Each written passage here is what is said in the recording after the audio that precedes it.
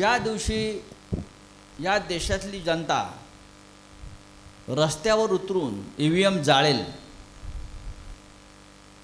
बरं का, जगात कुठेच EVM नाही आहे. हा EVMचा आत्मविश्वास, हा मशीनचा आत्मविश्वास आहे. भाजपा जिंकत नाही, मशीन जिंकते, हे आता याच्यावरती माझी खात्री पटलेली आहे. मी स्वतः EVMचा समर्थक कधी काळी होतो की नाही, आपण विज्ञानाकडे तंत्रज्ञानाकडे जायला हवं, हे मी सांगायचो. पण अलीकडच्या काळात विशेषतः मध्य प्रदेशचे निकाल ज्या पद्धतीनं लागले ते लागूच शकत नव्हते. मला माहिती आहे, तेव्हा मला वाटलं की गडबड आहे. मलाही वाटतंय गडबड आहे. EVM जर नसेल तर भारतीय जनता पक्ष ग्रामपंचायत पण जिंकणार नाही, हे माझं आता पक्क खातं. विरोधकांचं म्हणणं असं आहे की EVM जर आहे तर तेलंगणात पण निकाल लागला. EVM जर आहे तर महानगरपालिका निवडणूक घेण्याची भीती का वाटते? विरोधकांचं किंवा भाजपच्या लोकांचं म्हणणं असं असतं की जेव्हा विरोधक हरतात तेव्हा EVM आणि जेव्हा जिंकतात तेव्हा काय? मग EVM मध्ये घोटाळा आहे, हा किडा टाकणारे भाजपवालेच आहेत ना. जेव्हा काँग्रेस जिंकत होती तेव्हा सगळ्यात आधी EVM मध्ये कसा घोटाळा आहे आणि आपण EVMच्या विरुद्ध न्यायालयात जायला पाहिजे हे सांगण्यासाठी सगळ्यात आधी किरीट सोमय्या पुढे आले. त्याने शिवसेना भवनामध्ये बाळासाहेब ठाकरेंसमोर एक प्रेझेंटेशन केलं.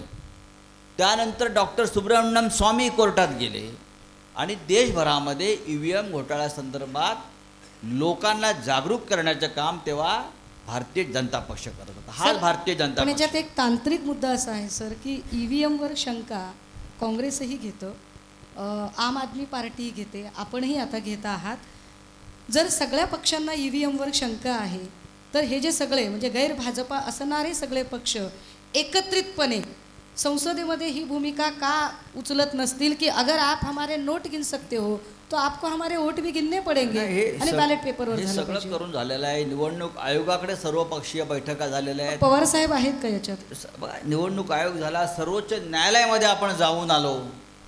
पण या सगळ्या घटनात्मक संस्था एक दोन व्यक्तींच्या गुलाम म्हणून काम करणार असतील तर तुम्हाला कसा न्याय मिळेल? आज या देशाची जी लोकशाही आहे ही लोकशाही लोकांची राहिली नसून त्या लोकशाहीला गुजरातचे एक दोन व्यापारी हे त्या लोकशाहीचे मालक झालेले आहेत.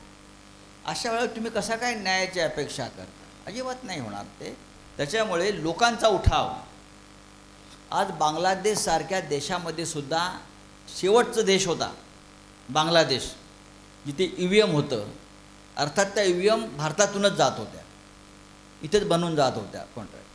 त्यांनीसुद्धा विरोधी पक्षानं आंदोलन सुरू केल्यावर निवडणुका बॅलेट पेपरवरती केला. तुम्हाला माहिती आहे का, मध्य प्रदेशमध्ये ज्या निवडणुकांचे निकाल लागले तेव्हा सुरुवातीला सर्व मतदारसंघातले पोस्टल बॅलेट मोजले जातात आणि पोस्टल बॅलेट म्हणजे पोस्टल मतदान हे कागदावरती असतं. जवळजवळ 199 मतदारसंघामध्ये काँग्रेस पक्ष आघाडीवर होता. मी मानतो तो ट्रेंड आहे. तो ट्रेंड जो बॅलेट पेपरवरती आला आणि ते मतदान हे देशभरातून होत असतं. शासकीय कर्मचारी असतील, सैनिक असतील, बाहेर गेलेले इतर काही लोक असतील, त्यांचं मतदान आहे आणि ते मोठ्या प्रमाणात असतं. मध्य प्रदेशमधल्या 199 ठिकाणी जवळजवळ काँग्रेस पक्ष त्या ट्रेंडनुसार आघाडीवर होता. पण जेव्हा इलेक्ट्रॉनिक म्हणजे EVMचं मतदान झालं तेव्हा तो ट्रेंड कसा बदलू शकतो? ट्रेंड हा ट्रेंड असतो.